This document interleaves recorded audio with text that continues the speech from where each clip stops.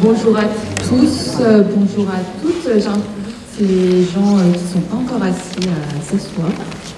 Merci beaucoup d'être là cet après-midi au Théâtre du Nord pour la conférence organisée par la section de Lille sur les comparutions immédiates.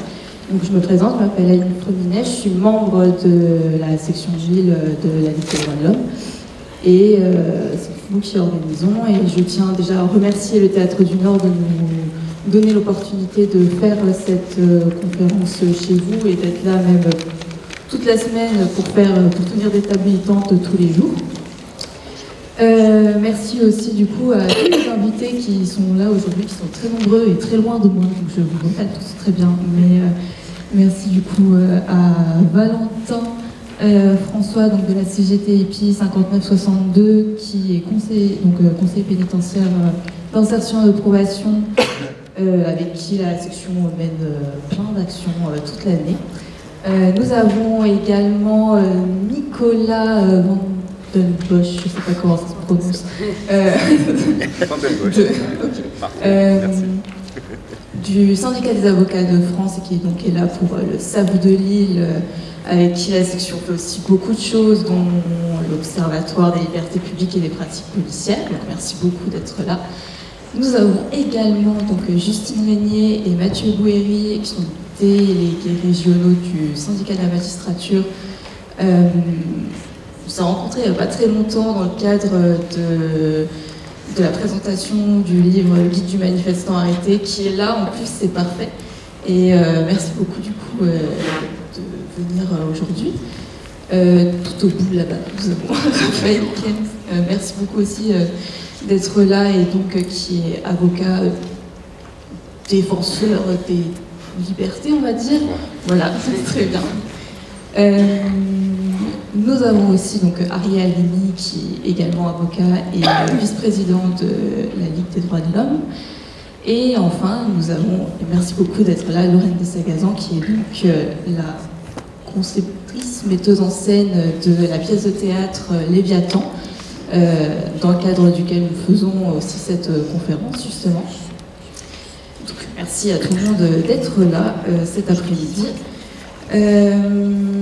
Alors, du coup, cette conférence, on l'a fait, et il faut savoir que, par ailleurs, la section de Lille, en plus d'organiser ce petit moment aujourd'hui, a mené ces derniers mois, les 2 derniers mois, des observations de comparution immédiate au tribunal judiciaire de Lille.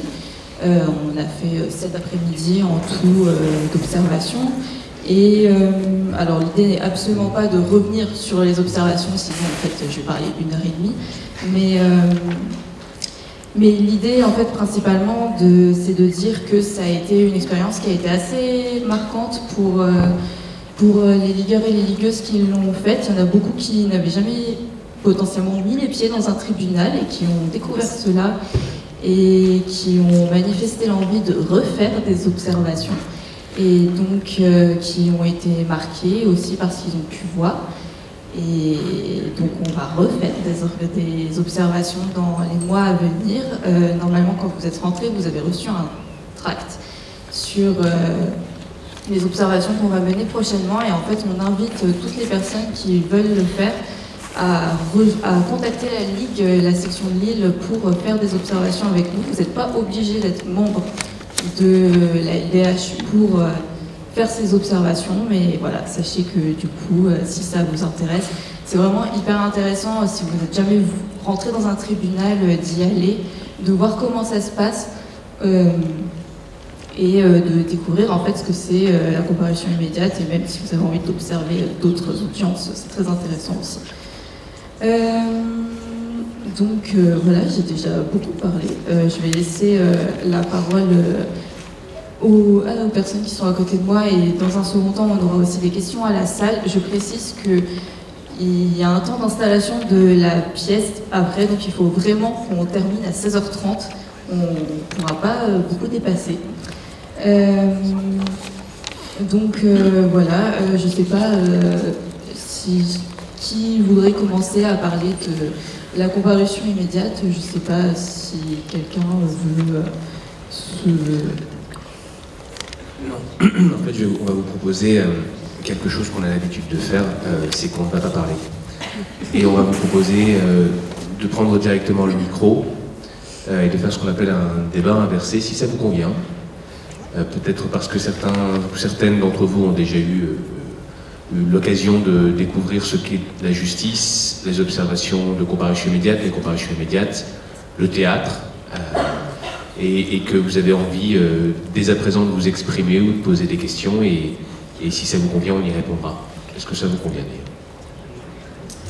Alors, on vous donne le micro.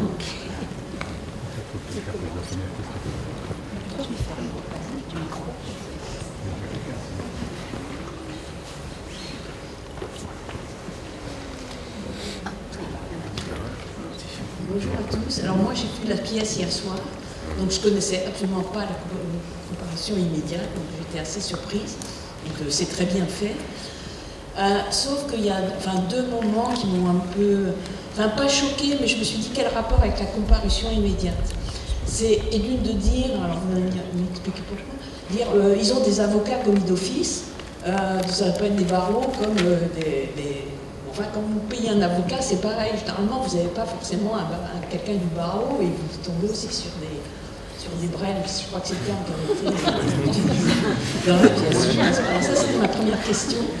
Et ma deuxième question, aussi, vous avez parlé des sociétés, Sodexo, GEPSA, etc. Je ne vois pas le rapport, parce qu'ils travaillent en prison, ils gèrent les prisons. Et je ne vois pas le rapport avec la comparution immédiate. Voilà pourquoi. Sinon, le reste, j'étais très surprise. Vraiment, j'ai envie d'aller voir, de faire une observation. Donc là, c'est plutôt à la réalisatrice, à la pièce de théâtre. Merci pour vos questions. Je ne suis pas certaine d'avoir compris la première, pardon.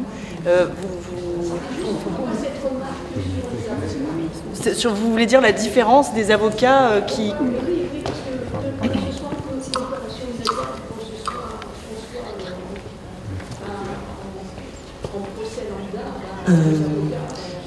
Oui, il est question à un moment donné, je crois, bon, après je ne vais pas spoiler je ne vais pas en dire trop, mais après c'est une réflexion subjective aussi. Enfin, il faut aussi se dire que dans l'œuvre, Léviathan, n'importe quelle œuvre, il s'agit d'un positionnement d'une figure du spectacle et qui dit en effet, je me souviens plus exactement, qui dit on peut être défendu par une star du barreau ou une brêle qui crève la dalle. Peut-être que des avocats peuvent m'aider à... Est-ce que la défense aura la parole? Parce que c'est bon, dans la vie de chacun, tout citoyen, quand il a affaire à la justice, il peut avoir une brève aussi du barreau. Ouais, bien sûr. Et moi j'ai connu quand même des avocats comme d'office, mais c'était pas des brèves, et les pauvres, oui, ils avaient un quart d'heure pour étudier un dossier. Bon, voilà. Oui, bon, après ça c'est une... Mais en fait, il y a beaucoup de choses quand même dans la pièce, et heureusement qui ne sont pas utiles. J'espère que dans une œuvre d'art, on n'est pas utilitariste. Donc il y a un tas de réflexions, de références, de symboles dans le spectacle qui pourraient ne pas y être, en effet. Mais, et votre deuxième question, c'était quoi? Sodexo, GEPSA, IDEX. Vous voulez, sur la gestion déléguée. Là, c'est la question de la gestion déléguée des prisons, qui est réelle en France et qui était moi une chose que j'ignorais. Et donc la question c'est pourquoi c'est dans la pièce aussi? Et voilà, parce que moi j'ai travaillé pour Sodexo et GEPSA en prison, parce que je connais un peu. Ouais. Donc ça fait quoi? Parce que ça veut dire quoi? Ça se laisse moi j'ai pensé faire un sacré boulot en prison et j'étais privée, j'étais de chez Sodexo, GEPSA. Oui, mais je pense que c'est pas ça qui est dit dans le spectacle, c'est plutôt la conception même d'une gestion déléguée, c'est-à-dire de quelque chose qui irait petit à petit vers une privatisation éventuelle qui pose des questions d'ordre politique. C'est plutôt ça qui est soulevé que la présence de...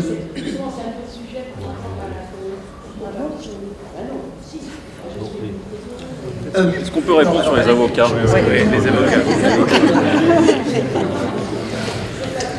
Bonjour, je suis peut-être une des brèves.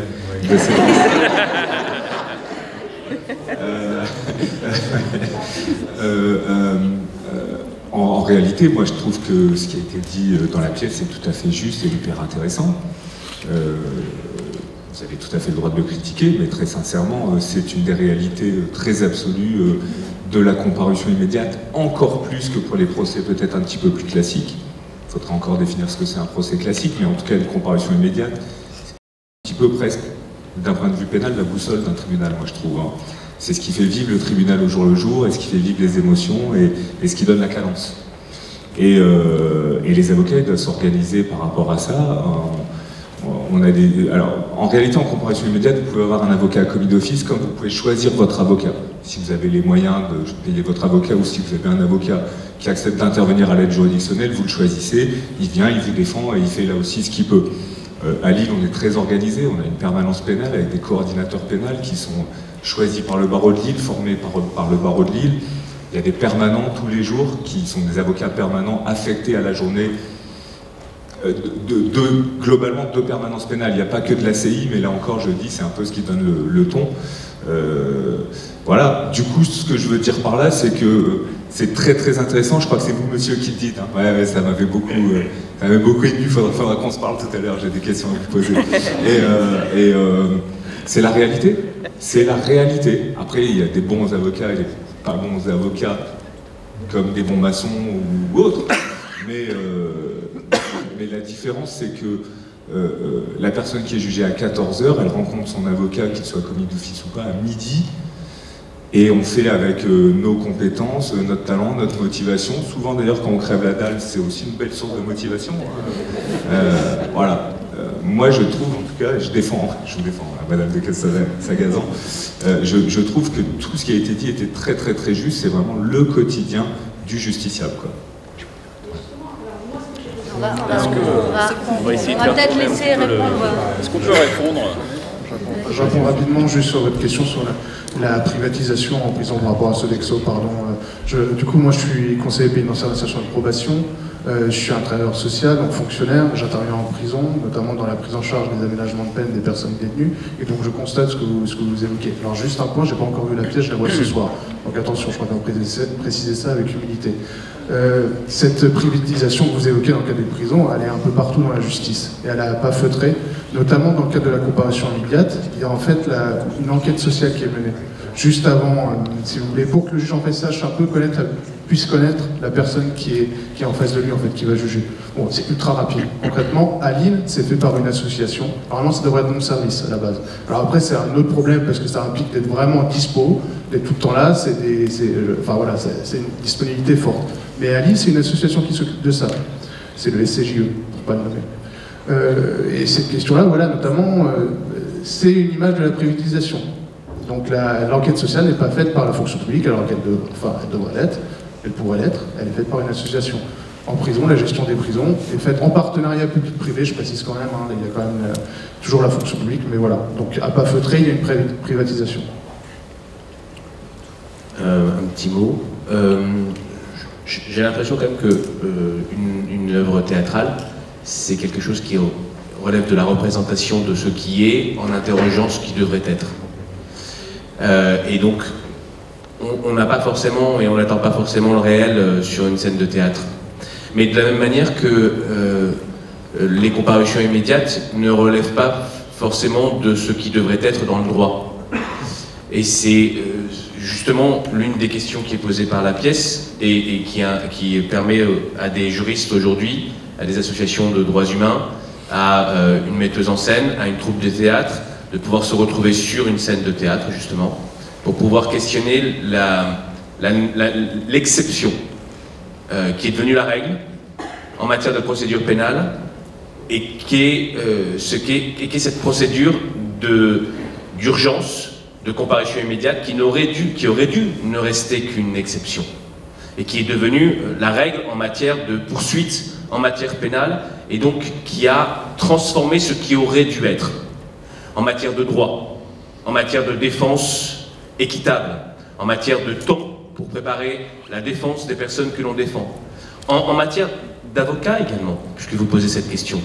Moi, je ne pense pas qu'il y a des brels et des avocats compétents. Il y a des avocats qui ont été conditionnés d'une certaine manière soit par les études et la formation qu'on leur a donnée, soit par, lorsqu'ils arrivent en comparution immédiate, et je me souviens, moi, jeune avocat en comparution immédiate, de la façon dont on était pressurisé, et par le parquet, et par les juges, pour aller vite, pour ne pas prendre son temps, pour ne pas assurer la défense correcte de ses clients, pour ne pas faire du droit. Et oui, il y a des avocats qui ne résistent pas à la pression. Il y a juste cette différence entre ceux qui ne résistent pas pour des raisons personnelles et ceux qui résistent.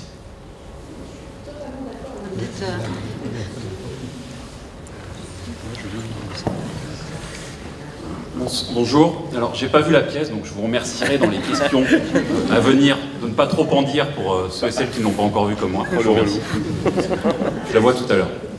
À la distinction entre le bon et le mauvais avocat, j'aimerais vous proposer une distinction qui m'apparaît peut-être un peu plus efficace politiquement entre la défense de rupture et la défense de connivence, qui, vous le savez, a été imaginée par Jacques Vergès au moment des procès pendant la guerre d'Algérie. Et en fait, il n'y a pas une question d'être un bon ou mauvais avocat en comparution immédiate, parce que le bon comme le mauvais va accepter les règles du jeu et va quand même plaider devant cette procédure qui est une procédure absolument scandaleuse et d'exception, qu'à titre personnel je réprouve et dont je pense qu'elle devrait être abolie. Donc maintenant, quel est mon rapport éthique comme avocat lorsque je me retrouve à devoir plaider en comparution immédiate alors que je réprouve l'institution qui est devant moi. Donc on a, avec des collectifs de défense politique, des collectifs d'avocats, des legal teams, intervenant notamment sur les dossiers en matière de manifestation, nous avons imaginé certaines techniques qui consistent, c'est pas grand-chose, mais qui consistent par exemple à refuser par principe d'accepter d'être jugé le jour même, parce que, vous le savez peut-être, mais la première question que le président du tribunal va poser à un prévenu en comparution immédiate est celle de savoir s'il accepte d'être jugé immédiatement ou de demander un délai pour préparer sa défense. Donc nous, la règle que nous appliquons, c'est de demander systématiquement ce délai, alors ce qui peut avoir un enjeu, un risque en termes de détention provisoire. Maintenant, le mot est employé par Ari Halimi, il est présent dans la présentation de cette conférence, c'est celui d'exception. Et c'est un mot qui n'est pas anodin, sur lequel il faut pouvoir un peu se pencher. Et c'est vrai que la comparution immédiate a été imaginée comme une procédure exceptionnelle et qui, comme toutes les procédures exceptionnelles dans notre droit, vise à limiter, à réduire, à supprimer certains des droits de la défense, certains des droits des personnes suspectées. Et ce, dans quel but? Dans un but de répression accrue, peut-être d'humiliation supplémentaire, de souffrance exacerbée pour les personnes qui en sont les victimes. Et le terme de souffrance est absolument capital là-dedans, parce qu'on a ce texte fameux de Durkheim qui dit que la peine est passion, vengeance et souffrance, et la peine vise à faire souffrir. Donc un mot sur l'histoire de cette exception, qui est, on sait que les comparutions immédiates naissent au XIXe siècle sous un autre nom, qui était une pratique. À la base, c'est une pratique qui n'était pas codifiée par la loi, et qui l'a été ultérieurement par une loi en 1863, à la fin du Second Empire, qui a créé la première loi sur le jugement des flagrants délits, c'est-à-dire les comparations immédiates. Et nous avons là quelque chose d'absolument capital. Nous savons que Michel Foucault dit que la police crée sa norme aux marges du droit, et on a une situation dans laquelle, ici, la justice va créer sa norme aux marges du droit, ou plus exactement, on a une légalisation par la loi de 1863 d'une pratique qui était, d'une certaine manière, hors la loi. Pratique d'exception, pratique hors la loi, 1863, cette loi sur les flagrants délits qui permet ça et qui pose des exceptions, exception à l'exception, à savoir on ne juge pas en comparution immédiate, en flagrant délit, ni les délits politiques, ni les délits d'opinion. Et je vais faire un saut dans le temps jusqu'à la période contemporaine pour vous dire que même ces exceptions à l'exception, qui étaient absolument capitales et qui ont un sens dans l'histoire de notre République, à savoir certains délits, c'est-à-dire les délits de parole, c'est-à-dire que si là, je me mets à insulter quelqu'un ou à dire du mal du gouvernement ici et qu'on veut me poursuivre, eh bien normalement on ne doit pas pouvoir me poursuivre en comparution immédiate parce qu'on protège ainsi la liberté de parole.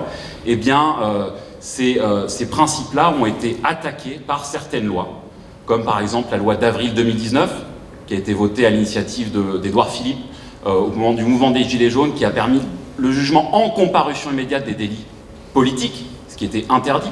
Mais je peux citer également la loi sur l'apologie du terrorisme en 2014, qui a permis de juger l'apologie du terrorisme en comparution immédiate, alors que ça reste un délit de parole, qu'on le veuille ou non, qui ne devrait pas l'être. ou encore la loi d'août 2021 qui a permis de juger encore certains délits de parole en comparution immédiate. Voilà, une histoire de l'exception. J'en terminerai en vous disant un mot, parce qu'on m'a laissé 6 minutes, en vous faisant part de mon expérience personnelle comme avocat, c'est-à-dire avocat intervenant quotidiennement ou quasiment quotidiennement en comparution immédiate. Donc vous voyez que je suis déjà en train de me contredire moi-même, parce que je vous ai dit au début de cette intervention que je réprouvais cette technique, et pourtant je continue à défendre des gens devant ces tribunaux dans ces conditions qui sont absolument infectes, parce que, eh bien, à la fin de la journée, à la fin de la journée, quelqu'un peut aller ou pas en prison. Et donc nous devons faire tous nos efforts pour empêcher cela. Mais c'est vrai que moi, ce qui continue à m'indigner, à me dégoûter au sens strict de la manière dont sont jugés les gens en comparution immédiate, c'est l'espèce de machine.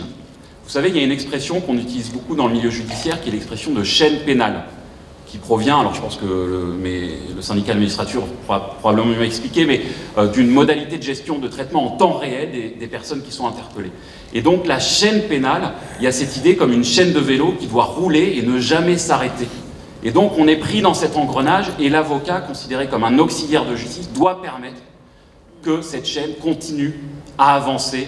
Et nous ne sommes pas là pour être un grain de sable, mais au contraire pour permettre à la répression de se poursuivre et de continuer à se poursuivre. Voilà. Donc je continue à plaider, j'essaye avec mes confrères, mes consoeurs au maximum, dans le cadre de collectif ou pas, d'enrayer cette machine, de dire quelle est l'horreur de la garde à vue, quelle est l'horreur souvent des nuits au dépôt, du traitement de cette justice. Et voilà, je remercie encore voilà, de m'avoir invité pour pouvoir vous transmettre ce petit message. Je vous remercie. Alors, est-ce que je pose une question? Merci beaucoup à vous tous d'être là aujourd'hui. Moi j'avais une question, donc dans le cadre des observations qui ont été faites, et ça me permet de faire un lien avec ce que vous venez de dire, je trouve que c'est très important de prêter attention au débat public. Or dans le débat public, à chaque fois qu'il y a des faits divers, il y a une plainte de l'existence d'une certaine justice qui serait trop laxiste. En tout cas, donc dans le débat public, c'est quelque chose qui revient souvent. Et je me demandais, donc vous avez fait l'histoire de cette procédure, mais qu'en est-il du ressenti des profanes qui ne sont pas tous juristes, qui ne connaissent pas cette complexité, les raisons d'être? Est-ce que vous, donc Madame Freminet de la Ligue des droits de l'homme, les ligueurs, est-ce que leur point de vue en tant que citoyens ont changé quand ils se sont confrontés aux comparutions immédiates? Qu'est-ce qu'il en est ressorti? Est-ce qu'ils ont eu l'impression qu'effectivement cette justice était trop laxiste? Au contraire, est-ce qu'ils ont dérivé, ils se sont rendus compte, ah non, pas du tout, c'est bien plus compliqué que ce qu'ils ont pensé? Voilà, j'étais curieuse là-dessus. Alors les militants de la LDH ne sont pas des professionnels du droit, mais disons qu'on est quand même déjà assez... On sait quand même on a quand même de bonnes idées de la justice, donc clairement ils ne sont pas sortis en se disant que la justice était trop laxiste. Hein. C'était vraiment pas la vision des choses, c'était plutôt... il y a eu un questionnement notamment plutôt sur... il y a eu beaucoup de cas de prévenus qui en fait avaient déjà fait plusieurs fois de la prison, à chaque fois avec des petites peines assez courtes, et ils se sont retournés, ils sont ressortis, ils sont retournés, ils sont ressortis. Et ça, je pense que dans toutes les observations qu'on a faites, il y avait toujours eu un cas comme ça. Et c'est plutôt ça, ce genre de cas qui a interrogé mais en tout cas, non, vraiment personne n'est sorti des observations en se disant que c'était laxiste et qu'on était beaucoup trop gentil avec les prévenus. C'était plutôt même l'inverse. Des fois, tu ressortais, on avait fait 5 ou 6 observations et tout le monde avait fini en prison. C'était plutôt ça qui a surpris pour le coup.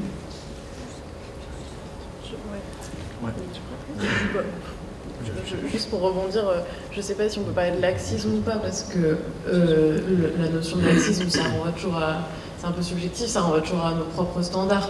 Donc chacun y met un peu ce qu'il veut dans le laxisme. Et d'ailleurs, c'est pas rare que la justice soit à la fois taxée de laxisme et de très répressive en fonction des médias et de qui parle.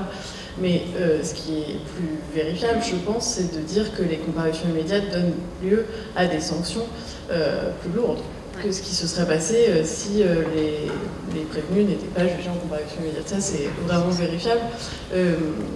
j'ai pas de statistiques actuelles et je pense que la LDH en a plus, mais il n'y a pas très longtemps, je disais encore qu'on a 8 fois plus de chances d'être emprisonné, d'avoir une peine de prison ferme en passant en comparution immédiate que si ça n'avait pas été le cas. Donc on sait que la procédure est telle qu'elle va effectivement très vite, elle s'insère dans des procédures extrêmement rapides, qui parfois donnent lieu à des relax, puisque les procédures sont en fait pas bien montées, ça arrive très vite, personne n'a ouvert le dossier avant le juge qui arrive, le tribunal, puisque le parquet l'a eu au téléphone, a eu des rapports d'enquêteurs au téléphone, il n'a pas vraiment eu le temps de se plonger dedans, et ça arrive au tribunal, on se dit bon en fait ça va pas du tout, relax. Et à l'inverse, quand ça tient, quand on estime que ça tient, ça donne lieu à des peines qui sont plus importantes, et quand les prévenus demandent un délai, il est quand même assez fréquent qu'on laisse le prévenu entre cette audience-là et l'audience de renvoi, donc, qui est de droit, donc ces semaines-là, en détention provisoire.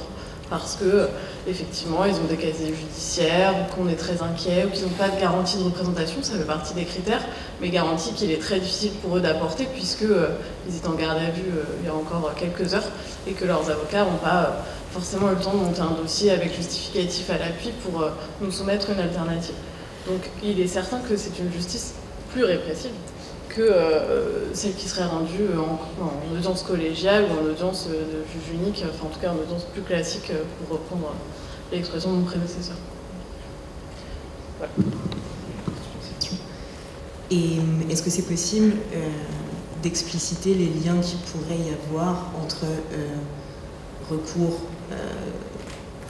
régulier, très régulier à la comparution immédiate et le manque de moyens de la justice?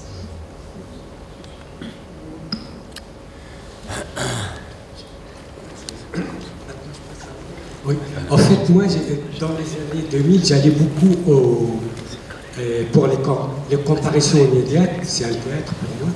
Et ce que j'ai remarqué, par exemple, ces deux cas, ça c'est des cas concrets, il est comme pour continuer sur ce que vous dites sur ce que vous disiez sur les policiers, j'ai remarqué que le président du tribunal, il est souvent d'accord avec ce que si un prévenu ose mettre en cause un policier, il va s'énerver, il va lui dire, et j'ai entendu même cette phrase, vous osez mettre en doute la parole d'un officier, donc ça énerve le prévenu et souvent il est expulsé. Et d'un autre côté, pour parler des prévenus, il y en a beaucoup qui ne savent pas parler, qui ne savent pas bien s'exprimer. Donc justement, il est confronté à un procureur qui cabotine et tout, qui sort beaucoup de termes juridiques et tout. Donc quand il n'arrive pas à bien répondre, justement, ça va dégénérer et puis souvent ça va pénaliser le pauvre prévenu qui... C'est très expéditif, le tribunal correctionnel, c'est par rapport au procès du Carton auquel j'ai assisté. Il n'y a rien à voir. Il y a Petit, il y a Malka, il y a Leclerc, il y avait des qui étaient perdus. Bon, voilà, c'était juste ma question. Merci.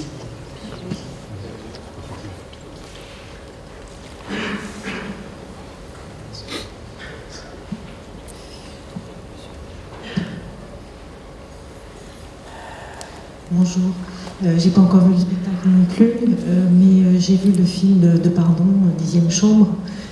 Je voulais savoir si les choses avaient beaucoup changé depuis, je crois que c'était à peu près il y a 20 ans que ce film est sorti, et si la justice, enfin les comparaisons immédiates avaient beaucoup changé depuis.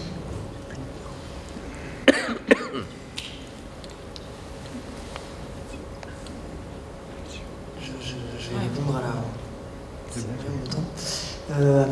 votre question, je ne sais plus qui l'a posée.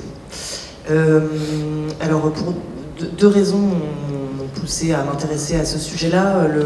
La première, c'était lors du premier confinement, je devais monter une adaptation du Décalogue de Kieslowski, projet que j'ai abandonné pour de multiples raisons, à l'époque où les théâtres étaient fermés. Je pense que je traversais une espèce de crise de fiction et je me demandais pourquoi je faisais du théâtre.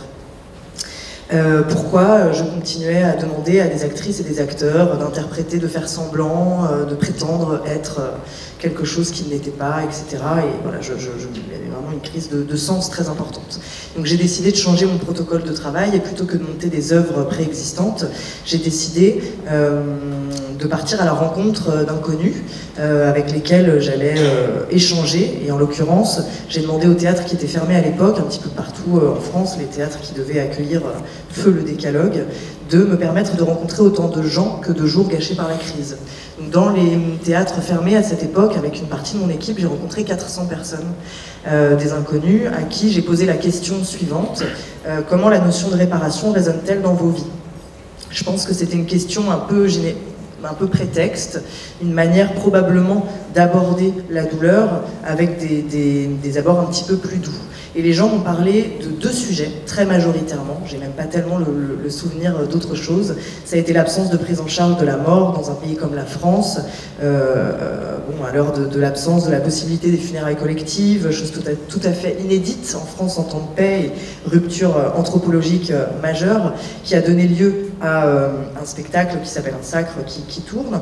Et l'autre sujet, ça a été la justice, ou comment l'institution judiciaire a du mal à générer un sentiment de justice, visiblement, chez la plupart des gens que j'avais interrogés. L'autre raison, c'est une expérience personnelle de justice, dans laquelle je me suis sentie, donc c'était pas une comparution immédiate, je vais pas raconter les détails de cette histoire, mais j'ai été extrêmement surprise de découvrir que j'avais une idée complètement faussée en fait de cette justice. Alors je pense qu'on peut prendre les cas de manière il faudrait les prendre de manière très singulière, mais je me suis sentie, j'ai eu l'impression que mon problème, mon conflit, ma douleur m'était confisquée. Et ça a commencé à m'interroger, parce que je me suis dit, mais pour qui exactement en fait est organisée, pour qui fonctionne cette organisation? Et je me suis dit, pourtant, j'ai eu l'impression qu'il y avait un éloignement en fait de par le langage, de par la spécificité en fait de la formation aussi qu'il faut pour travailler dans un tribunal, pour être magistrat ou avocat. Et j'avais l'impression que finalement la douleur était la dernière chose dont on allait parler, et que ça allait être une organisation qui allait fonctionner sans moi, à travers un vocabulaire, un rituel, des actions, une temporalité qui ne me regardait plus du tout. Et je me suis aussi dit, à la fin de cette procédure, que j'aurais pu me défendre mieux si j'avais été consultée, si j'avais été conseillée, plutôt que représentée. Enfin, en fait, je me suis pas sentie représentée, j'ai senti cette confiscation. Et puis je me suis rendu compte aussi d'une chose, c'était la question de la vérité. Moi, je me suis toujours dit que l'institution judiciaire cherchait la vérité. Or, je me suis rendu compte qu'elle cherche une vérité judiciaire.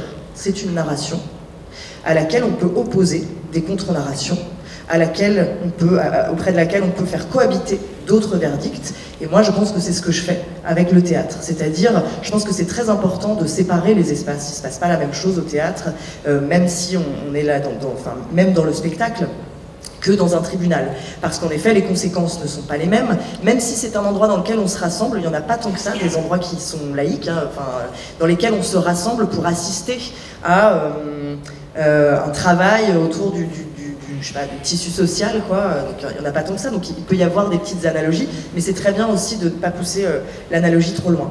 En revanche, moi, ce que je propose, je pense, dans les spectacles, c'est, et là je reviens au protocole de la rencontre avec les gens, moi, tout mon travail, c'est un travail d'immersion qui dure assez longtemps, donc dans le cas de Léviathan, qui a duré 2 ans et demi dans les tribunaux, donc il y a toute une recherche sociologique, philosophique, et également des rencontres avec des magistrats, des associations d'anciens détenus, des victimes, des avocats, des avocates, etc.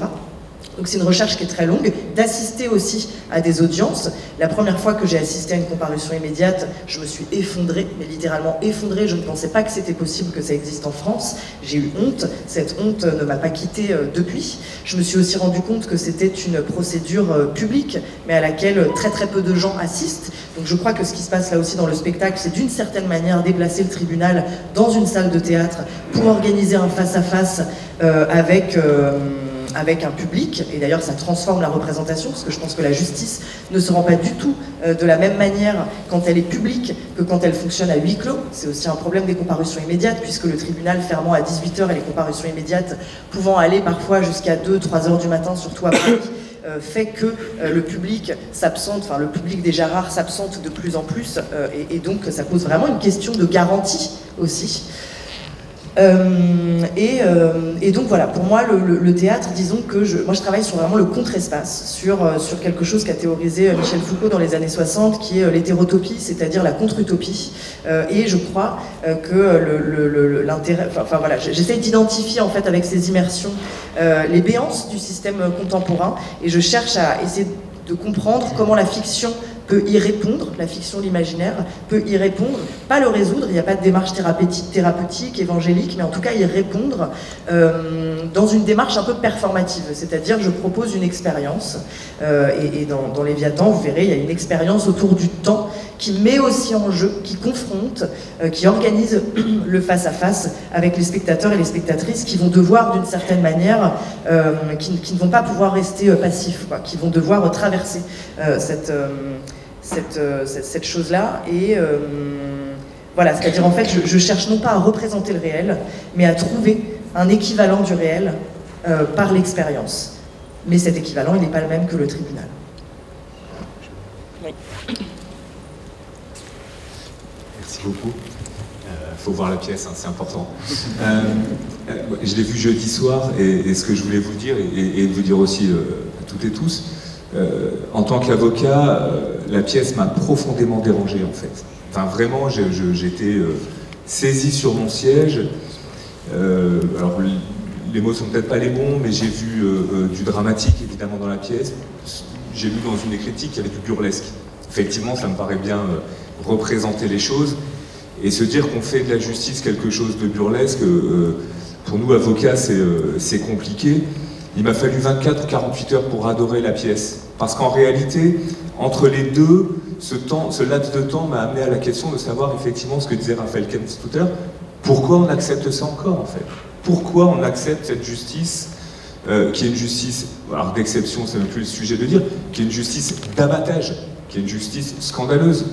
Quand j'étais coordinateur pénal et qu'on se fait des journées de coordination pénale le lundi, par exemple, où il y a toutes les comparutions immédiates qui arrivent sur les gens des week-ends, des gardes à vue de la semaine dernière, etc. On finit à Lille à 22, 23 heures, minuit, avec 10 mandats de dépôt dans la gueule, 11 mandats de dépôt, 12 mandats de dépôt, les gens qui partent en prison, effectivement, en fourgon, à l'appel, c'est vraiment une horreur qui nous confine à la dépression, quoi. Et je me dis d'ailleurs que ça peut aussi confiner à la souffrance des magistrats. Et effectivement, la victime n'existe pas, ou quasiment pas. Et en réalité, la catastrophe qui, en plus de se dire que c'est une justice de classe, que c'est une justice de dominance, ou plutôt des dominés, etc., ou en tout cas, voilà, vraiment, où la prison est la règle. Hein. Alors, les avocats dans la pièce plaident les peines alternatives, les travaux d'intérêt généraux, les maladies mentales, voilà, les gens qui viennent là sont des gens malheureux, malades, pauvres, toxicomanes, alcooliques, enfin c'est vraiment catastrophe. Voilà. Le Carlton, c'est la justice des riches. Le Carlton, c'est la justice des hommes politiques, des chefs d'entreprise, des notables. Du coup, on prend le temps. La comparution immédiate, on n'a pas le temps, et ben bon, voilà, quand on n'a pas le temps, on fait mal. Mais effectivement, la victime, alors qu'en réalité, l'idée de justice ou de rendre justice, c'est, selon moi, d'apaiser la société, et évidemment de rendre justice à une victime de violence, d'agression sexuelle, etc., etc. En réalité, pour elle aussi, c'est une comparution immédiate. C'est-à-dire qu'on l'appelle le matin, le lundi matin par exemple, 9h, 10h, l'OPJ appelle, quand il appelle, hein, des fois ça loupe, ou l'association d'aide aux victimes appelle à midi, midi et demi, madame, c'est à 14h quoi. Votre agresseur, le voleur de votre portefeuille quand c'est moi, etc., etc., le cambrioleur, celui qui vous a mis un pain dans la gueule, voilà, c'est à 14h, voilà. On peut vous donner un avocat là aussi comme d'office. Il y a vraiment une privation en réalité de la réparation, de la restauration, du mieux-être et tout. C'est terrible.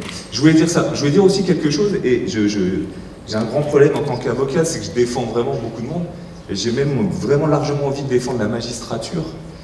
À Lille, j'ai vu ça, hein, c'est la plaquette tribunal judiciaire de Lille de la semaine dernière à la rentrée solennelle.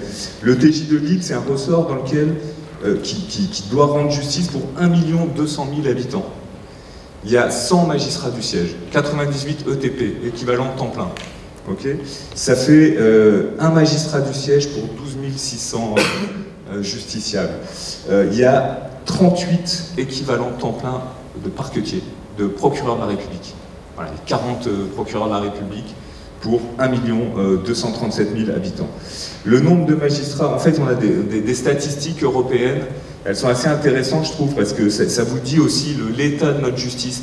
La comparution immédiate, c'est l'image de l'état de notre justice, notamment. Le nombre de magistrats pour 100 000 habitants, la moyenne en Europe, c'est 21,9. On va considérer que c'est 22 magistrats pour 100 000 habitants. En France, c'est 11. Voilà. Il y a deux fois moins de magistrats du siège. En Allemagne, c'est 24, par exemple. Et pour les parquetiers, il y a 3 parquetiers en France pour 100 000 habitants. La moyenne de l'Europe, c'est 12. Voilà. Du coup, je pose la question, comment on peut rendre une justice qui soit équilibrée, intéressante, voilà, fonctionnelle. Voilà. La justice, c'est un navire qui sombre depuis 20, 30, 40 ans. Quoi. Comme beaucoup d'autres services publics, mais c'est une catastrophe. Je tenais à le dire aussi à la défense des magistrats. Et après, c'est un choix de société. Hein. La question, c'est de savoir où on met nos impôts et pour qui on vote.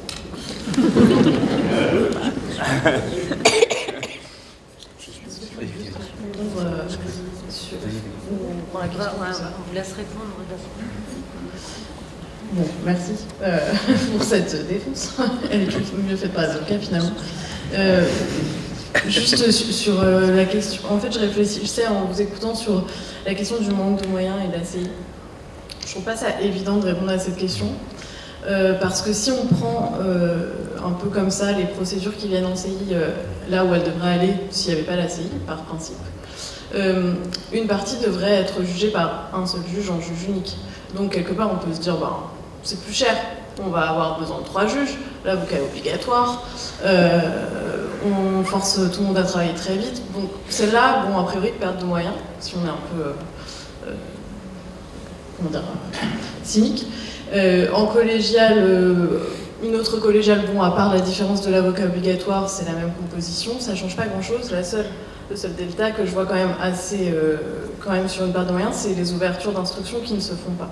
Et on va dire effectivement, on va pas saisir un juge d'instruction, c'est trop long, c'est trop cher, ça prend trop de temps, on est à peu près en étape, on y va là, on va en comparution immédiate, ça va plus vite, et on perd les moyens de l'instruction. Donc ça c'est regrettable, et ça s'inscrit un peu dans ce que vous disiez aussi sur les moyens de la justice. Mais quand même, je trouve que le problème de la comparution immédiate, c'est pas immédiatement, en tout cas ça ne me vient pas comme un problème de moyens. Je pense qu'il y a un vrai problème politique de choix, de répression derrière aussi, sur pourquoi est-ce qu'on choisit d'envoyer en comparution immédiate. Parce que la juge unique, la collégiale, l'instruction, on a des critères dans le code pénal qui nous disent jusqu'à telle répression, enfin cette telle infraction, c'est envoyé en juge unique, telle infraction, c'est en collégiale, les crimes, c'est toujours à l'instruction. Bon, il y a une petite opportunité sur les délits, mais quand même c'est assez critérisé, on va dire ça comme ça. En fait, pour ces dossiers, ça renvoie quand même beaucoup à la sensibilité du procureur de la République, qui est à la permanence et qui décide de renvoyer en comparution immédiate. Et donc on sait très bien qu'en fonction des jours où on a des... Enfin, on sait très bien, juge du siège, hein, je me dis, pour ceux qui jugent, on n'a pas les mêmes comparutions immédiates en fonction des procureurs du jour aussi quand même. Donc il y a quand même un choix politique là-dedans aussi, enfin une sensibilité de finalement, est-ce que c'est trop grave, on l'emmène en comparution immédiate, ou est-ce que cette procédure elle n'est pas trop grave? Et c'est quand même dangereux d'en venir à juger par la gravité qui n'est pas un critère quand même pleinement légal. Voilà. Et l'autre chose, enfin je dis ça en tant que juge des enfants par ailleurs, et nous on a quand même, je fais une petite aparté, mais une réforme potentielle en cours de notre nouveau ministre de la Justice qui viserait à faire des comparutions immédiates pour les mineurs. Le syndicat de la magistrature est fortement opposé à ce nouveau projet. Donc je le dis aussi parce que voilà, ça aurait une incidence sur les mineurs pour lequel pour nous ce serait vraiment dramatique de juger aussi mal ces mineurs qu'on juge aussi mal ces majeurs. Voilà, donc je voulais juste dire qu'il y a un problème de moyens dans la justice, c'est évident, mais il y a quand même aussi une réflexion sur pourquoi est-ce qu'on renvoie en comparution immédiate et qu'est-ce que ça veut dire en termes de répression. C'est la seule chose que ça m'a inspiré. Je me permets juste d'intervenir avant M. Camp. Sur en fait l'éléphant dans la pièce de la comparution immédiate, c'est la prison.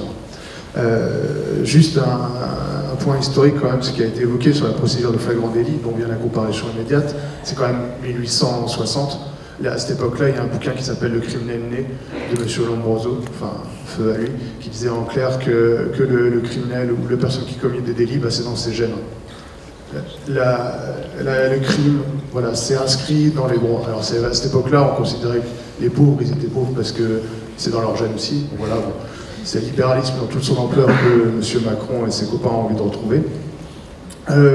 Donc la comparution immédiate, elle vient de là. Elle vient dans l'idée qu'une personne qui a dans ses gènes la criminalité, le seul moyen de lui faire comprendre, en fait, c'est de l'enfermer pour pas qu'elle nuise à la société. Ça s'est répercuté jusqu'à nos jours. Alors vous parliez du film de M. Depardon, je ne l'ai pas vu, mais en tout cas ce que je peux vous dire, je pense que non, ça n'a pas changé, la prison est toujours au cœur de la société. Donc la CI, c'est de la gestion de flux. C'est essayer de dire une personne passe, elle a commis, c'est le flagrant délit, hein, on l'a vu, elle a commis une connerie, bon on la balance en prison, comme ça elle va comprendre, hein, parce que la prison, ça fait souffrir, c'est la peine, ça vient de là le mot peine. Hein. C'est une idée religieuse de la chose, hein, c'est vas-y, il va souffrir, comme ça tu comprendras bien ce que ça veut dire. Concrètement, dans les suivis, quand on rencontre ces personnes-là, qu'elles sortent, qu'elles sont en détention, parce qu'il y a 80% de détention en sortant de comparution immédiate, elles n'ont rien compris à ce qui s'est passé. On va leur dire, voilà, vous avez fait ça, vous avez frappé votre femme par exemple, alors le discours global c'est, j'ai pas compris, c'est de la faute. Enfin, il y a un enjeu éducatif dans la peine, juste c'est mon boulot. C'est d'essayer de faire comprendre à la personne, d'essayer de voir avec elle de ne pas récidiver, d'essayer d'appuyer un peu où ça va, d'essayer de l'aider en la mettant en contact avec d'autres structures, etc. Bon, c'est une boucherie en fait, hein, ça marche pas quand une personne passe aussi vite qu'elle n'a rien compris. Et puis surtout en prison, la prison donc, a été évoquée, hein, en fait c'est le cœur de la République française. Il faut se dire qu'au niveau pénal, on a parlé de la chaîne pénale, etc. Mais en fait la justice française ne réfléchit pas à la prison. On peut dire ce qu'on veut, on peut faire du blabla, on peut dire oui, alors il faut travailler. Enfin, en fait, c'est juste la prison. C'est ça la réponse actuellement.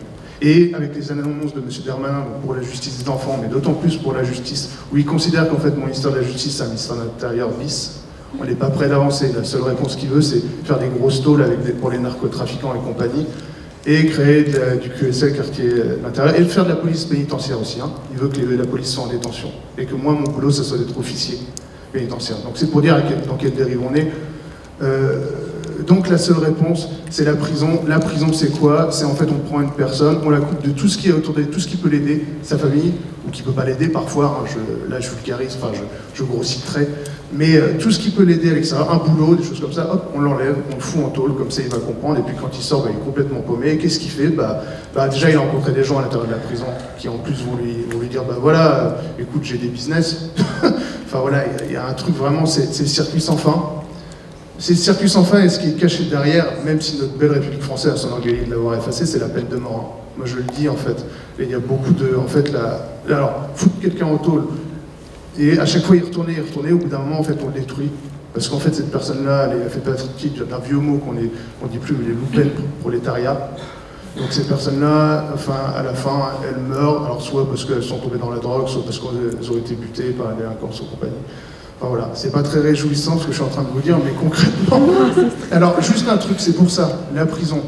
Mon syndicat, nous, on considère que... Enfin, en tout cas, on essaie de bosser sur l'idée que il faudrait un peu... Alors, on n'est pas abolitionniste, parce que c'est le mot, pour dire on ne veut plus de la prison. Mais en tout cas, on aimerait que la prison ne soit plus au cœur de l'échelle, je sais pas comment on dit, en tout cas de la justice pénale française. Parce qu'en fait, ça sert à rien. Et en fait, elle est partout. Vous pouvez parler du travail d'intérêt général, ou d'autres peines, même pour repousser en fait, pour repousser un jugement, en fait elle est partout, elle est cachée. Si vous ne faites pas votre travail d'intérêt général, vous pouvez avoir 3 mois de prison. Si vous ne faites pas bien votre contrôle judiciaire, vous pouvez être foutu alors en détention provisoire, parce que c'est une peine avant la condamnation. Mais en fait elle est partout, elle est cachée directement, on ne raisonne que par la prison. Voilà ce que je voulais dire. Il y a aussi juste une question par rapport à la justice. Dans des milieux en fait un peu progressistes, où on réfléchit à une autre justice que celle du tribunal. Notamment, alors, même si c'est lié au tribunal, on a un film là récemment, j'ai pas son nom, mais je pense que vous allez vous en rappeler, qui est sur la justice restaurative. Voilà, typiquement, ça c'est une approche qui vient du Québec. Alors on peut la critiquer, mais en tout cas elle est intéressante parce qu'elle cherche à dépasser ce truc de juste le coup près de la décision judiciaire, et voilà, c'est réglé, la victime comme ça, elle est contente. Mais en fait, non, ça suffit pas. Il y a ça, il y a aussi dans les milieux féministes, où il y a une réflexion sur la peine, qui dit que, en fait, punir, c'est pas forcément pertinent. Peut-être qu'il faut réfléchir à d'autres moyens. Voilà, il y a des choses qui sont pensées pour dépasser un peu cette justice pénitentiaire, si je dirais, qui réfléchit que pas le bout de la lorgnette de la prison. Parce que juste, qu'est-ce qui n'est pas laxiste en France? C'est la prison. C'est ça la réponse. Un dernier tour de parole. Je crois que M. Camp avait des mots à dire. Oui, un mot, parce qu'il y a une question à laquelle, sauf erreur de ma part, il n'a pas été répondu, qui me semblait une question importante sur la parole policière. Il a été dit effectivement que lorsque un prévenu va contester à l'audience la parole du policier rapportée par procès-verbal, eh bien on va lui dire qu'il remet en cause finalement l'institution et que tout risque de s'effondrer. Et c'est vrai qu'il y a un grand danger finalement pour l'institution elle-même à remettre en cause la parole de la police. On connaît très bien la phrase de Michel Foucault qui dit que la justice est au service de la police. Et chaque fois que la justice condamne quelqu'un sur la foi de procès-verbaux de police, eh bien la justice réitère sa confiance à l'égard de l'institution policière et légitime ce que fait l'institution policière. Et on entend souvent l'expression pour parler de... on entend souvent l'expression de violence légitime de l'État. En fait, il n'existe pas de violence légitime, il existe une violence qui est légitimée. Légitimée par des processus, par des procédures, par des institutions. Et lorsque l'institution judiciaire, à travers un jugement de condamnation d'une personne qui remet en cause la parole d'un policier, lorsqu'il y a cette condamnation, et bien dans cette opération-là, se noue cette chose un peu surprenante qui est une manière de légitimer cette violence de la police. Donc maintenant, je vais vous faire la réponse en droit. Du point de vue juridique, nous avons le code de procédure pénale qui dit « Les procès-verbaux de police ne valent qu'à titre de simple renseignement ». Ceci pour vous dire, sachez-le, la parole d'un policier ne vaut pas plus que votre parole, que ma parole, que la parole des prévenus. C'est absolument capital de rappeler ça, parce que nous devons avoir en défense le temps, l'opportunité de mener les investigations qui nous permettent, à travers des vidéos, des témoignages, de contredire les procès-verbaux de police. Et on va se rendre compte que dans l'immense majorité des cas, les procès-verbaux de police sont pas forcément mensongers, mais au moins erronés. Un mot encore sur cette question du regard policier, parce que ce que nous voyons en comparution immédiate, ce sont des gens qui ont été interpellés généralement sur l'espace public et qui, étant interpellés dans l'espace public, le sont parce qu'ils sont sujets au regard policier. Un regard policier spécifique qui s'oriente vers certains et certaines. Et ce regard policier, nous savons, parce que ça a été démontré par un certain nombre d'études, c'est un regard qui peut être raciste, sinon discriminatoire ou raciste. Et c'est une des raisons pour lesquelles, je pense que c'est important de le souligner, il y a dans l'institution policière et donc a fortiori dans l'institution judiciaire quelque chose qui ressemble à un racisme systémique qui a été démontré par des sociologues, ici à Lille, Mathieu Léonard, qui a fait un grand article il y a une dizaine d'années sur les observations de comparution immédiate à Lille, qui montre que des personnes étrangères ont un risque plus grand d'être condamnées à des peines plus lourdes que des personnes françaises. Donc, non pas pour dire que les policiers, les juges, les avocats, les procureurs qui interviennent sont racistes à titre individuel, mais juste pour dire, c'est démontrer que l'institution en tant que telle produit des effets de racisme systémique, et il me semble que c'est peut-être le deuxième éléphant au milieu de la pièce.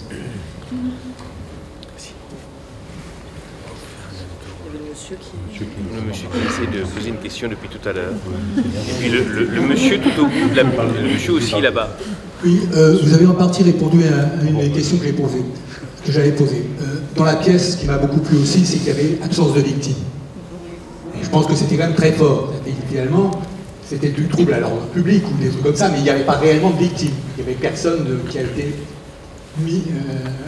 spolié, effectivement, dans les gens qu'on avait accusés. Néanmoins, ils en prenaient pour une peine de prison énorme. Donc l'aspect que j'avais, c'est effectivement, c'était un peu évoqué dans la pièce. C'était cette autre forme de justice. Bon, je travaille pas mal dans le domaine international, etc. Il y a des pays qui ont tenté d'autres formes de justice. Je pense au Rwanda, je pense à l'Afrique du Sud, je pense en Amérique latine où les traditions étaient autres. Et c'est vrai que c'était centré sur la victime. C'est comment, effectivement, d'abord bien mettre la victime en avant et comment réparer la société. Et pas simplement punir, d'autant plus qu'on voyait bien dans la comparution immédiate que la récidive est complètement la norme, en fait. Donc ça ne sert à rien. En fait. Donc ça, c'était l'élément sur ces justices alternatives qui vont même au-delà de travaux d'intérêt public, etc. Parce que c'est une autre forme de penser et la victime et le coupable. Et donc il y a aussi des expériences, je pense en Suède ou ailleurs, enfin bon, c'était le premier point. Le deuxième point, c'est la présence du cheval sur sur la scène, qui m'avait pensé...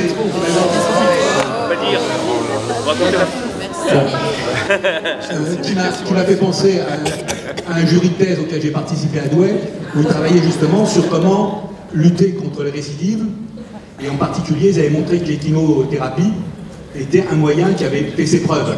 Alors, c'est comme toujours en France, même si l'expérience fait ses preuves à un endroit, on ne le généralise pas, ou du moins, ça passe à la trappe. Mais je ne sais pas si la présence de cet animal était dans ce sens-là ou pas. En partie, oui.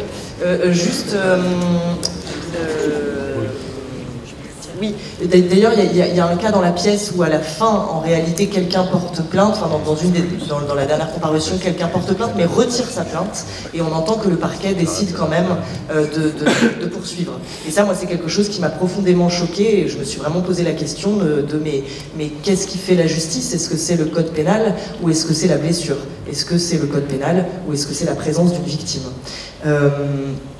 Donc là, en effet, moi j'ai eu l'impression d'assister vraiment très très régulièrement à des comparutions dans lesquelles c'était les grandes absentes étaient les victimes aussi, parce que parfois elles n'ont pas le temps de se composer comme victimes, hein, ça peut arriver aussi. Quant aux alternatives, moi c'était ce sur quoi j'ai commencé à réfléchir avant la comparution immédiate. Je connaissais même pas encore la comparution immédiate, donc j'ai plutôt beaucoup travaillé sur les alternatives, en effet, qui mettent en effet au centre les victimes, mais surtout ce que ça met au centre, c'est la compréhension. Et je pense que sans compréhension de part et d'autre, il ne peut pas y avoir de justice. Et dans ce temps aussi réduit de la comparution immédiate, c'est tout simplement impossible. Une autre chose, moi, qui m'a beaucoup choquée, c'est que en comparution immédiate, les prévenus arrivent menottés.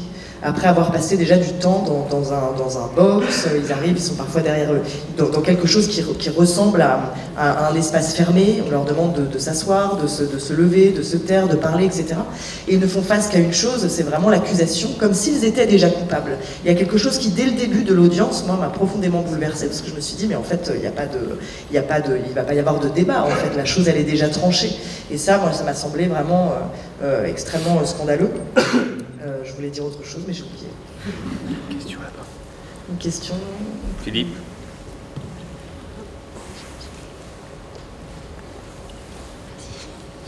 Qui voulait poser une question et a levé la main? Alors Emmanuel. Oui, Philippe. Philippe, moi je vais la poser sans micro. Tiens, il y a le micro. Je vais crier s'il faut. On va discuter. Moi, je voulais juste rebondir sur ce que vous avez dit, ce qui m'a marqué en allant en observation des comparaisons immédiates avec la section. J'y étais jamais allée, c'est qu'en fait, les prévenus ne comprennent rien. Donc ça ne sert à rien parce qu'ils comprennent, mais rien. Enfin, on le voit bien, il y a une espèce de...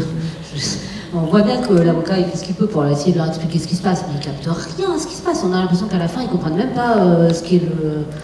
Enfin, il y en a la moitié qui ne comprennent rien du tout à ce qui se passe. Donc en termes de pédagogie, ça sert à rien. Enfin, moi, ça m'a paru d'une tristesse, mais absolue. Ça m'a paru à la fois horriblement triste et terriblement injuste. Et rentrer dans le palais de justice et ressortir avec le sentiment qu'on a passé une après-midi entière à voir un truc d'une injustice absolue, c'est quand même un peu désespérant, quoi. Enfin, il y a quelque chose. Et alors le dernier truc, c'est que il se trouve que moi je rebondis aussi sur ce que disait Valentin. J'ai été pendant une dizaine d'années intervenante en prison pour la CIMAD. Donc j'ai l'impression que par rapport à plein d'autres gens, quand il y avait mandat de dépôt et qu'ils partaient, je voyais bien ce que ça voulait dire. Ils allaient à Sequedin, je savais exactement où ils partaient. Tous les autres gens, ils disent juste non, bah, c'est tout. Alors en plus, il y en a quelquefois, je ne sais plus comment ça s'appelle, je suis désolée, je ne sais pas l'histoire. Moi, je ne suis pas juriste, ils y vont juste 5 jours pour le temps de leur mettre un bracelet électronique, c'est pas grave, ils font 5 jours à Sequedin. Si, c'est pas du tout agréable, les 5 jours à Sequedin. Enfin, j'ai eu l'impression que c'était euphémisé tout ça, que c'était pas très long, que c'était pas très grave, que voilà. Oui, je fais juste le lien, pardon, je vais très vite parce que j'ai beaucoup parlé, mais entre ce que vous dites et le film de Deux Pardons. D'ailleurs, je ne sais pas si quelqu'un, parce que je crois que je présente le film demain quelque part. Tu sais, vraiment, quelqu'un peut dire le... À l'univers. L'univers. Ok. Bah voilà, si vous pouvez venir le voir. Oui, c'est pas demain. Merci. C'était que, en fait, dans le film de Deux Pardons, on n'a pas la sensation tellement d'assister à une justice sacrificielle, alors que moi l'expérience, pas autant qu'aujourd'hui. C'est-à-dire, Moi, j'ai l'impression vraiment qu'en allant au tribunal aujourd'hui, enfin, je me dis vraiment, c'est une partie infime de la population, souvent celle qui intéresse le moins la plupart des gens d'ailleurs, qui est jugée d'une manière profondément injuste. Et il n'y a pas tellement de soulèvement, puisqu'en fait, voilà, ce sont des gens qui d'ailleurs souvent ne travaillent pas, enfin, sont extrêmement précarisés, ne sont pas très entourés, etc. Et donc on a vraiment la sensation, et là c'est une hypothèse, pas une affirmation, mais que c'est une manière de répondre à une certaine crainte de l'idée selon laquelle la justice serait laxiste, mais pour des fins politiques, pour montrer que la machine est en marche, qu'elle continue, qu'elle fonctionne bien, qu'elle punit beaucoup. Alors en effet, merci d'avoir évoqué cette passion pour la punition qui pose quand même grandes questions, c'est-à-dire pourquoi un droit punitif plutôt qu'un droit répressif, c'est ce que pose toute la question des alternatives d'ailleurs. Bon, il y a une question d'argent, hein, c'est pas simplement le nombre de magistrats, etc. C'est aussi les moyens, en fait, pour tenter de résoudre la commission, enfin, les conséquences de la commission d'un crime ou d'un délit. Mais voilà, moi j'ai vraiment cette sensation-là aussi que c'est une sorte de justice écran, quoi, la comparution immédiate, simplement à des fins électorales, en fait. Je voudrais aussi dire un petit mot sur le sentiment d'injustice, mais qu'on éprouve aussi à la fin de la pièce, profondément, mais pas que sur les comparutions immédiates, sur le sentiment général que je pense beaucoup partagent, que je ressens, s'agissant de la situation politique générale du pays et du monde de manière générale, sur l'avancée des injustices, sur l'avancée de l'extrême droite. On a un sentiment d'impuissance profond dans notre fort intérieur et dans le silence de notre conscience. Et même en parlant aujourd'hui, on a l'impression qu'il y a une forme d'inexorable. Et je voulais vous dire que la pièce de Lorraine, effectivement, est une réponse à cette béance de la justice. Je pense qu'il y a d'autres réponses. Je voulais quand même évoquer, parce que c'est eux qui ont organisé, elles et eux qui ont organisé cette réunion aujourd'hui, la Ligue des droits de l'homme, qui est aussi une sorte de réponse possible, c'est-à-dire le collectif, la solidarité, qui est une réponse au silence et à l'impuissance que l'on ressent dans le silence de son fort intérieur. Quand je suis arrivé à la Ligue des droits de l'homme, j'étais un avocat qui luttait contre les injustices, mais seul. Et je me cassais souvent les dents contre un mur. Parce que quand on est seul, on n'arrive pas forcément à grand-chose, et on a ce sentiment d'impuissance, et on a ce sentiment de colère qui ne cesse de croître. Et quand je suis arrivé à la Ligue des droits de l'homme, j'ai ressenti la douceur et la bienveillance du collectif qui rend beaucoup plus puissant et permet de franchir le cap de l'injustice, voire de gagner des batailles. Et je crois que c'est l'une des solutions et l'une des réponses aujourd'hui. Éventuellement répondre, rejoindre, pourquoi pas, si certains n'y sont pas encore, des collectifs, ça peut être le syndicat des avocats de France quand on est avocat, ça peut être le syndicat de la magistrature quand on est magistrat, et puis ça, de manière générale, on peut être magistrat, avocat, ou ni l'un ni l'autre, et rejoindre la Ligue des droits de l'homme et militer avec pour essayer de sortir de l'impuissance de son fort intérieur.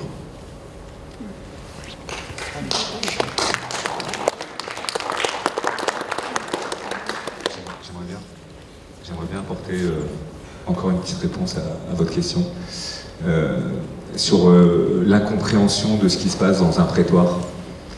Il y a effectivement la difficulté pour le justiciable d'avoir accès à ce qui se joue en réalité, et c'est là où un tribunal, une salle d'audience est aussi un théâtre, c'est qu'il se joue quelque chose.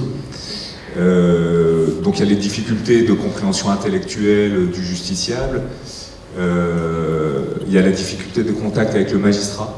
Et en fonction du président d'audience, en fonction du procureur de la République, il y a vraiment des choses très très différentes qui se passent. Certains magistrats font beaucoup de pédagogie et d'autres pas. Voilà. Ça c'est vraiment le hasard de la bonne ou de la mauvaise audience, du mauvais président. Voilà. Il y a aussi les conditions matérielles en fait de l'audience. À Lille, les salles sont pourries. Soit on a froid, soit on a chaud. Les micros marchent mal. Les gens dans le public, l'audience est rendue en public, mais le public n'entend rien. Ça pose des questions sur effectivement, comment dire, le contrôle démocratique de l'audience. Et en tout cas, la personne dans le box entend mal ce que le président dit, entend mal ce que l'avocat va lui dire, et on entend mal ce qu'il dit. Donc un micro qui marche mal, c'est agaçant, ça fait trop de bruit, ça crie, ça chouine, etc. Du coup, on l'écoute plus. Voilà. Il y a quelques années quand même, le ministère de la Justice avait envisagé la création de box fermées. C'est-à-dire que le justiciable qui va être jugé en comparution immédiate, alors qu'il est effectivement, il est sale, il pue, il est pas bien, il est fatigué, il a une tête patibulaire de fait. En plus, on avait imaginé de le mettre dans un box de verre complètement fermé, avec là aussi un micro, voire parfois des barreaux. C'est-à-dire qu'on a eu dans quelques tribunaux, je ne sais plus lequel, mais l'image de justiciables qui étaient déjà derrière des barreaux, très exactement comme en Russie. Voilà, où les gens comparaissent derrière, en réalité déjà incarcérés. Et pour faire la jonction sur la prison, parce que la prison, bon, nous pose question, elle est effectivement parfaitement dure à vivre, et les condamnations à des mandats de dépôt sont très dures à vivre pour les avocats, mais probablement, évidemment encore plus pour les justiciables. Le vrai problème de la prison, c'est quoi? C'est la surpopulation carcérale. Parce qu'il y a un autre sujet, mais qui est fondamental. Une prison, la prison rêvée, c'est la prison dans laquelle on est dans de bonnes conditions, dans laquelle on a une cellule qui est propre, dans laquelle on a accès à des médias, dans laquelle on a accès à une bibliothèque, à des cours, à des agents d'insertion et de probation qui ont le temps de faire le travail et qui travaillent à une réinsertion efficace et opérationnelle. Ce que d'un, sauf erreur de ma part, c'est un taux de remplissage de 160%. Voilà. Les prisons françaises, de manière générale, c'est 160-170%. Voilà. Du coup, en fait, la catastrophe, elle est là, c'est-à-dire que la peine d'emprisonnement qui va faire plaisir à la Voix du Nord et qui va faire plaisir à CNews, qui va dire prison, prison, prison, en réalité, c'est l'école de la récidive. Et l'idée d'envisager une prison avec les 100 plus gros narcotrafiquants, c'est un incubateur. C'est n'importe quoi, c'est-à-dire que c'est de la communication et ça ne marche pas. Voilà. Et du coup, ça n'est clairement que reculer pour mieux sauter ou pour mieux progresser dans les possibilités de délinquance. Pour le collectif, je veux juste dire un tout dernier mot, après je donnerai la parole, je m'excuse de la prendre un peu trop longtemps. Effectivement, je pense que nous sommes seuls dans notre exercice professionnel, un magistrat, avocat, peut-être insertion et probation, je connais un tout petit peu moins, mais la force du collectif, elle est fondamentale, la LDH, le SAF, le SM, plein d'autres associations, la CIMAD, la DAP, etc., etc. Pour les avocats, il y a plusieurs choses. Il y a les conseils de l'ordre, par barreau. Moi, je fais aussi partie, j'ai la chance de faire partie du Conseil national des barreaux. C'est l'instance représentative des avocats au niveau national. On a proposé au Parlement, on propose aux politiques un système de régulation carcérale. L'idée, c'est de dire, on fait le constat d'une surpopulation chronique des prisons françaises. Ça n'est pas acceptable, c'est contraire à la dignité des prisonniers et dès lors de notre État. On propose un système qui fait que quand la prison est à 100%, quand quelqu'un rentre, quelqu'un sort. Voilà. Avec les mécanismes d'aménagement des peines, avec des mécanismes de préparation à la sortie, mais voilà, une prison, c'est quand le taux de remplissage est au max, quelqu'un doit sortir. Voilà. Bon, pour l'instant, on n'a pas encore eu de réponse. Voilà. Alors je pense qu'on pourrait encore continuer pendant 1 heure, si j'ai bien compris. Après, je vais encore dire une chose. Oui, oui. Alors, c'est une minute avant les raccords. Non, mais parce que cette comparaison est revenue à plusieurs reprises et à l'instant sur la comparaison entre le théâtre et la justice. Et je dois avouer qu'à titre personnel, elle me gêne beaucoup, pour plein de raisons. Mais comme on doit conclure, je vais en donner une seule. C'est que de ce que j'ai compris du théâtre, et j'espère que ça me sera confirmé tout à l'heure à partir de 18h, c'est qu'il y a un enjeu d'adresse entre les comédiens, les comédiennes et le public. Il y a un enjeu de lien, et d'une parole qui est émise et d'une parole qui est entendue, qui est écoutée. Et lorsque on va en audience, en comparution immédiate, eh bien, ce lien n'existe pas. Il n'y a pas d'effort pour les magistrats de se faire comprendre. Ça a été beaucoup évoqué. Les prévenus aussi ne comprennent pas, donc leur parole n'est pas adressée, ne peut pas être entendue par les juges. Et voilà, juste une toute petite réflexion, parce que cette comparaison, qui pour moi a l'effet politique d'euphémiser la violence de la justice, cette comparaison me dérange un petit peu, et je préfère qu'on conserve tout à la fois la spécificité du théâtre et la spécificité de l'institution judiciaire pour qu'on puisse la critiquer à bon escient.